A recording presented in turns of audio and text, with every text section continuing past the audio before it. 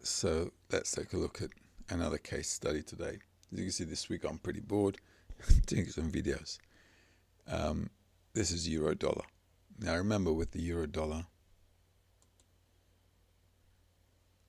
last week's swing days plus Monday and Tuesday, and today's a Wednesday.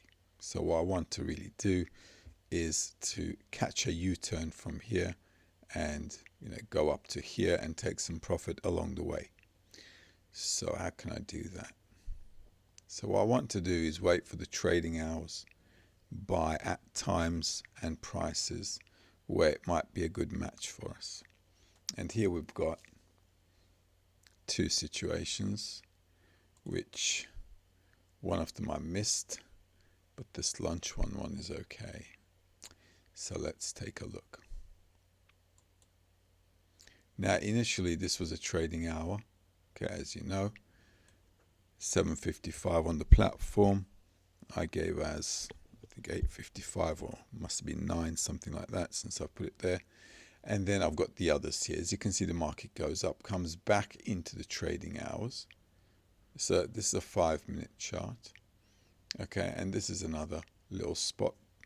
12:20 I said we could wait for. It's 11:20 on the platform.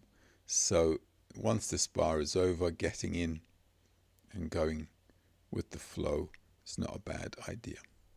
And the stop loss is tight, as you can see, just below the swing, because if I am correct with the timing, the market should go in that direction. It shouldn't reverse. If it does reverse, I don't want to be in there anyway. So there's only like a 12 pip from 16, was that 46? Okay, down into 33.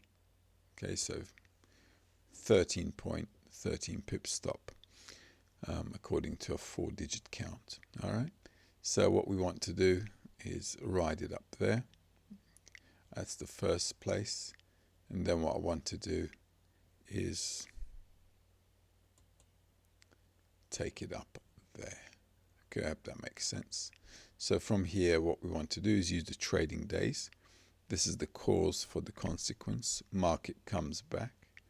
Swing day, trade day. Trade hours. The market is still low. It's in the green bar zone, as you can see, well, just above it. Okay. If I do this, just above the green bar zone. But you can see the market yesterday dipped back for a retracement. So this being a trade day, we're looking for a reversal today to go to the upside. And that's the logic behind it. And that's, if it pans out, great. If it doesn't, it's a tight stop loss trade. No loss of love, time and price. From earlier this week, you remember Bitcoin. That's still on the cards. Remember, with Bitcoin, I said, trading day is going to be a Wednesday. I've moved the stop loss up a little bit. We didn't hit the take profit yet. Okay. But at the end of the day, I've brought the stop loss up, so it's not a big deal.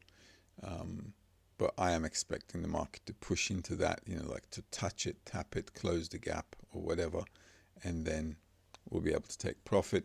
And because Wednesday is a trade day and we've got an impulse, okay, so we might have a 1, 2, 3 day up, and the end of the day might then cause a retracement on Thursday or Friday. We won't know. But Wednesday is a day we've got to look out for. Okay, then if you're in the members area, then you can look to the next swing days, right? Because you got next week's swing days there as well, right? So with Bitcoin, today is a trade day.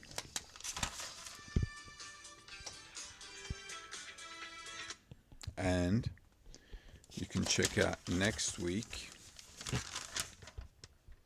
as well. It's on the members area, right? So then you can see how things are going to pan out, plan accordingly. So obviously knowing the trade days and the swing hours and the trade hours earlier on, and in advance, it's going to give you a heads up, which is exactly why I did this case study.